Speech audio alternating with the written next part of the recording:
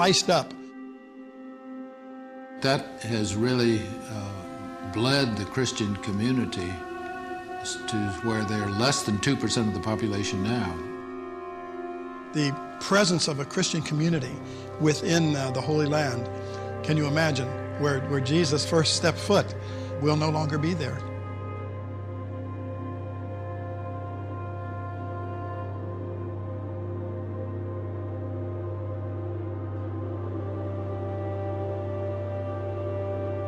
I know both from the moral sense and from the practical sense that the only way to stop the violence is to treat the root cause from which the violence has started.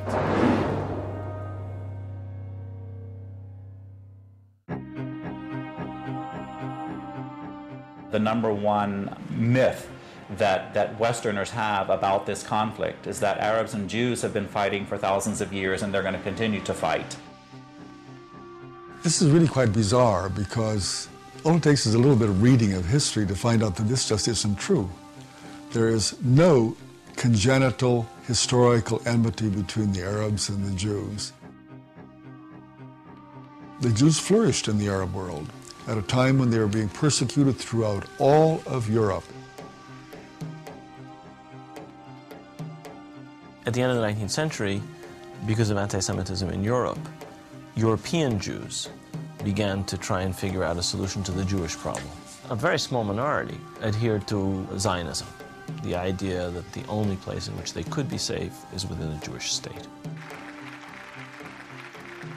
Zionist Jews actually had a design on the land of Palestine, the idea of creating a homeland for Jews in the land of Palestine.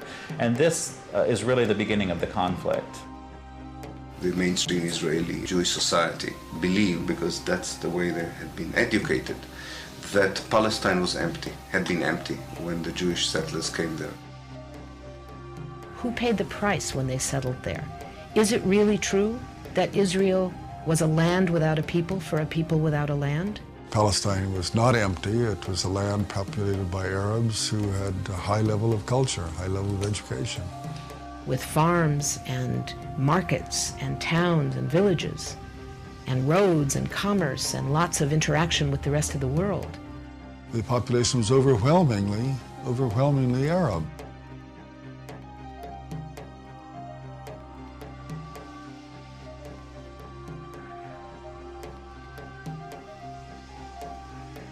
Jewish immigration increased under British rule following World War I, when Britain implemented the Balfour Declaration, promising a Jewish homeland in Palestine.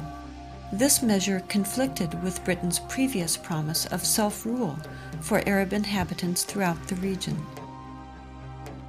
Britain was basically extremely supportive of the Zionist movement. It helped to establish all of the structures of a state. At the same time, the Arabs of Palestine were denied the right of self-determination.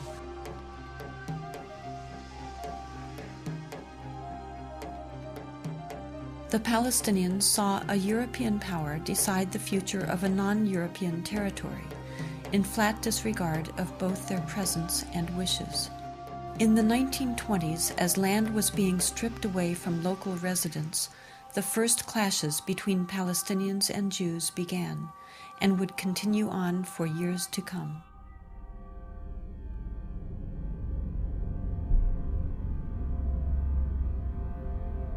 Until the early 1930s, the Jewish population of Palestine remained under 17%.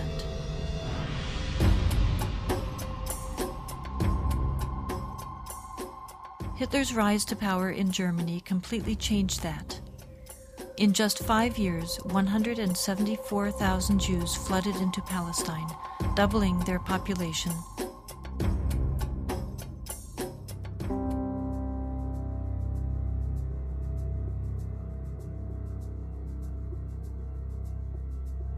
As the world attempted to make amends for the horrors of Nazi genocidal policies, efforts to make Palestine a Jewish homeland increased.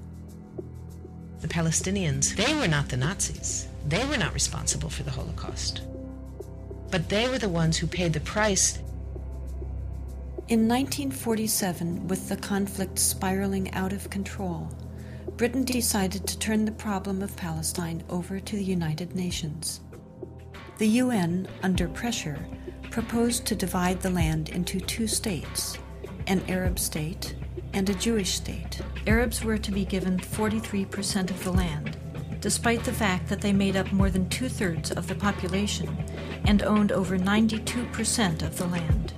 Jews were to be given 56%, although they comprised only 1/3 of the population and owned less than 8% of the total area.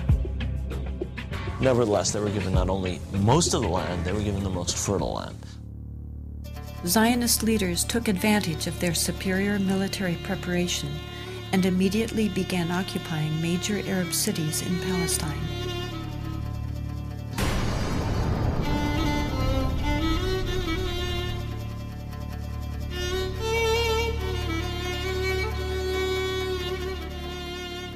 I was among the people that conquered Akko.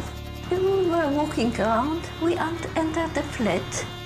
There was a pair of shoes of a small child, maybe 2 years old. They didn't have time to put on the shoes, so they left the shoes and they ran away. They left everything.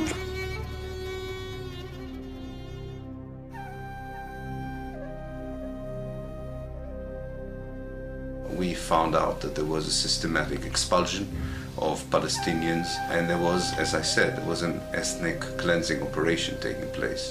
The most infamous campaign was the massacre at the village of Deir Yassin, where over 100 men, women, and children were systematically murdered. هذا البيت ما كان متخبين فيه أنا وولادي وأخويا موسى. ما كان ليت أنا معيد أخوي موسى مشان نتونس بالله فيه. هذا البيت. أجوا قالوا لما كنا بالبيت كنا مش كسر خبطنا الكنبلة وجينا صوبتنا وبنت الصوابت اللي مسحوا ولادي. وكان بعد ما راحت المراكة الحالة كانت تكسر الباب عليهم وطلعونا. بدهم يقتلوا أخوي مسادبة فيه على وجهه اللي يقتلوه. وتناولت 250 ليرة من عدة وقلت يا خواجة بس مشان الله الطالب انت ستقتل الشيء.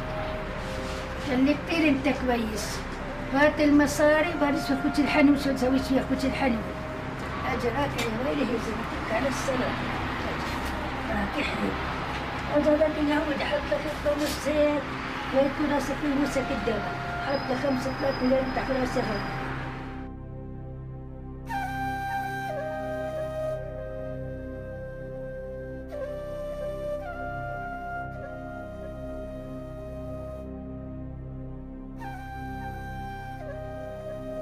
The ruthlessness of the attack on Deir Yassin drove fear and panic into the Palestinian population and led to the flight of unarmed civilians from their homes